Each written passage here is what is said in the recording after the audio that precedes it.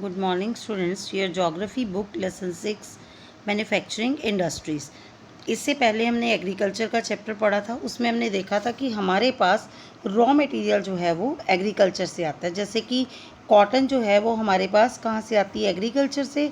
और उसके बाद हम उसका थ्रेड बनाते हैं और फिर वो जो थ्रेड होता है उसको क्लॉथ में कन्वर्ट कर लिया जाता है। और वो ये सब काम कहाँ पर होता है, हमारा इंडस्ट्रीज़ में होता है। और अब हम मैन्युफैक्चरिंग इंडस्ट्रीज़ के बारे में डिटेल में इस चैप्टर में पढ़ने जा रहे हैं।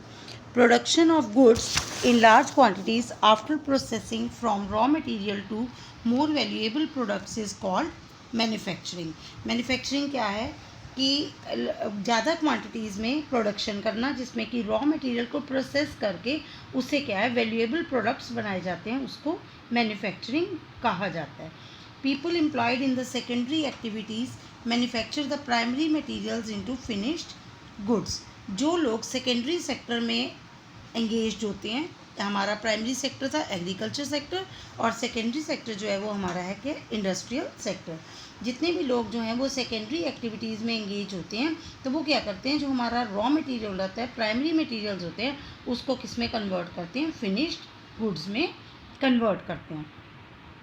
The economic strength of a country is measured by the development of the manufacturing industries. किसी भी कंट्री की इकोनॉमिक ग्रोथ को देखने के लिए हमने ये देखना पड़ेगा कि उस कंट्री में इंडस्ट्रियल डेवलपमेंट कितनी ज़्यादा हो रही है। जितनी ज़्यादा इंडस्ट्री डेवलप होती चली जाएगी, उतनी हमारी इकोनॉमिक ग्रोथ जो है वो होती चली जाएगी।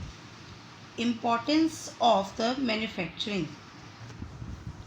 Manufacturing sector is considered as the backbone of the development in the general and economic development.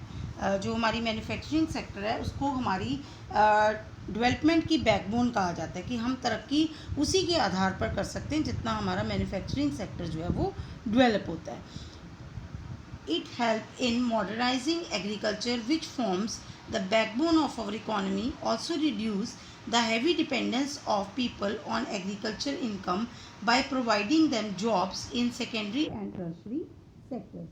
अब क्या होता है कि हमारा क्योंकि हमारी कंट्री में एग्रीकल्चर जो है वो ज़्यादा है, एग्रीकल्चरल लैंड ज़्यादा है, लोग जो हैं वो एग्रीकल्चर में एंगेज ज़्यादा है।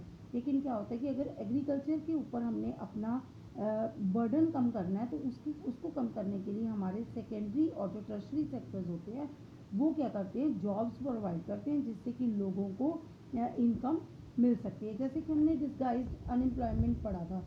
डिस्गाइज्ड अनएम्प्लॉयमेंट भी वही था कि जैसे किसी फील्ड के ऊपर ज़्यादा लोग काम कर रहे हैं, अब अगर वही लोग जाकर मैन्युफैक्चरिंग सेक्टर में काम करने लग जाएंगे, तो एक तो उनकी इकोनॉमिक ग्रोथ होगी, और दूसरा क्या है कि जो एग्रीकल्चर के ऊपर बर्डन आता है कहीं ना कहीं वो कम हो जाएगा।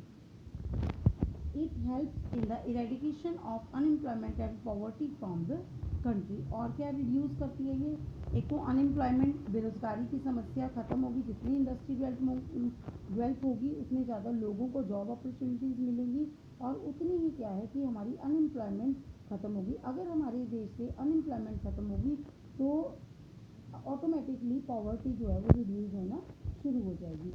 Export of the manufactured goods brings foreign exchange.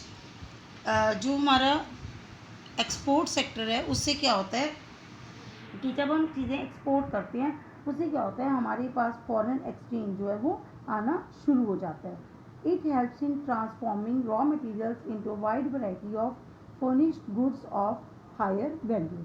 अब एक और इंडस्ट्री का क्या काम है कि जो रॉ मटेरियल होता है वो उसको ज़्यादा से ज़्यादा वैरायटीज़ में उसको फर्निश करती है, जिससे कि उनकी वैल्यूज़ जो है वो ज़्यादा हो जाती है। जितनी वैल्यू ज़्यादा होगी, फिर वही बात आ गई कि उतनी ही इकोनॉमिक ग्रोथ जो है वो ज़्यादा होगी। Agriculture and industry.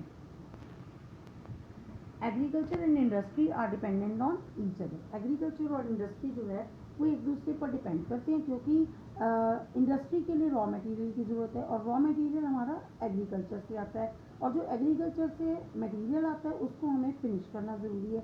इसलिए क्या होगा, दोनों का आपस में एक इंटर रिलेशन है। Industries give a major boost to agriculture by raising its productivity by providing their tools and products such as fertilizers etc. और अब एक और रिलेशन है एग्रीकल्चर और इंडस्ट्री का, कि इंडस्ट्री से हमें क्या मिलता है, जैसे हमने एग्रीकल्चर में हमें टूल्स चाहिए, फर्टिलाइजर चाहिए, पेस्टिसाइड्स चाहिए, ये सारी चीज़ें हमारे पास कहाँ से आती हैं? इंडस्ट्रीज से आती हैं। तो जब अगर हम इंडस्ट्रीज से बनी हुई ये चीज़ें अपनी एग्रीकल्चर में यूज़ करते हैं तो हमारी एग्रीकल्चर की जो प्रोडक्शन होती है वो ज़्यादा होनी शुरू हो जाती है. Industry depends on agriculture for raw material and sell their products such as irrigation pumps, fertilizers, insecticides, pesticides, plastic and PVC pipes, machines and tools etc. to farmers. Industry जो है वो industry depends on agriculture. Industry जो है वो agriculture के ऊपर depend करती है. क्यों डिपेंड करती है? क्योंकि इंडस्ट्री के लिए जो रॉ मटेरियल आता है वो एग्रीकल्चर प्रोवाइड करवाती है, और जो इंडस्ट्री होती है वो बहुत सारे प्रोडक्ट्स बना कर देती है जो कि फार्मर्स जो होते हैं वो एग्रीकल्चर में यूज़ करते हैं. Contribution of industry to national economy. The contribution of industry in the GDP is very low in India as compared to East Asian economy. जो हमारी GDP में अगर हम इंडस्ट्री का कंट्रीब्यूशन कहें तो इंडिया में अभी बहुत कम है. उसके और बहुत सारे रीजंस हो सकते हैं, जैसे हमारा देश आज़ाद हुआ उससे पहले जो ब्रिटिशर थे उसके साथ भी हमारे रीजंस जो है वो जुड़े हुए हो सकते हैं कि हमारी जो इंडस्ट्रियल डेवलपमेंट है अभी कहीं ना कहीं कम है. The National Manufacturing Competitiveness Council has been set up by the government to take appropriate policy measures to improve the productivity of manufacturing sector. अभी काउंसिल बनाया गया जो कि क्या है कि मेजर्स यूज़ करेगा, मेजर्स लेगा, ऐसी पॉलिसीज़ बनाएगा जिससे कि हमारी क्या है मैन्युफैक्चरिंग सेक्टर जो है वो और ज़्यादा डेवलप हो सके. Industrial location. इंडस्ट्री की लोकेशन जो है सबसे ज़्यादा उसी के ऊपर हमारी प्रोडक्शन जो है वो डिपेंड करती है. Industrial locations are influenced by the availability of raw material, labour, capital, power and market. Industry की जब हम इंडस्ट्री लोकेट करते हैं तो उसके लिए हमें सबसे पहले जिन जिन चीज़ों की मेन बेसिक नीड है वो हम देखते हैं कि आसपास ही अगर हमें मिल जाती हैं तो वो ज़्यादा अच्छा रहता है, क्योंकि वो फिर हमें चीप पड़ जाता है. जैसे कि रॉ मटेरियल की अवेलेबिलिटी होना, आसानी से लेबर मिल जाना, कैपिटल पैसे की इन्वेस्टमेंट होना, पावर इलेक्ट्रिसिटी होना और मार्केट्स पास में अवेलेबल होना जिससे कि फिनिश प्रोडक्ट जो है वो मार्केट में आसानी से भेजा जा सके. After an industrial activity starts urbanisation follows. जैसे जैसे इंडस्ट्री डेवलप होनी शुरू हो जाती है वैसे वैसे क्या है अर्बनाइजेशन होना शुरू हो जाता है. क्यों होता है? क्योंकि इंडस्ट्री जब डेवलप होगी उसमें हमने अभी कहा कि लेबर की ज़रूरत पड़ेगी. लेबर दोनों तरह की हो सकती है, वो स्किल्ड भी हो सकती है और अनस्किल्ड भी हो सकती है. तो वो कहीं ना कहीं रहना शुरू करेंगे तो उससे क्या होगा, मार्केट्स की ज़रूरत पड़ेगी, मार्केट्स डेवलप होंगी. जब मार्केट्स डेवलप होंगी लोगों के रहने के लिए घर डेवलप होने शुरू हो जाएंगे तो उससे क्या है कि हमारी अर्बनाइजेशन जिसको शहरीकरण कहते हैं वो होना शुरू हो जाएगा. Cities provide markets and also provide services such as banking, insurance, transport, labor, consultants and financial advice etc. to the industries. शहरों में अभी हमें बहुत सारी चीज़ें जो है वो आसानी से मिल जाती हैं, जैसे कि मार्केट्स अवेलेबल हो जाती हैं और क्या हमारी सर्विसेज जैसे कि बैंकिंग होगी, इंश्योरेंस पॉलिसीज होगी, हमारी ट्रांसपोर्ट है, लेबर है, ये सारी चीज़ें इंडस्ट्री के लिए हमें वहाँ पर आसानी से मिल जाती हैं.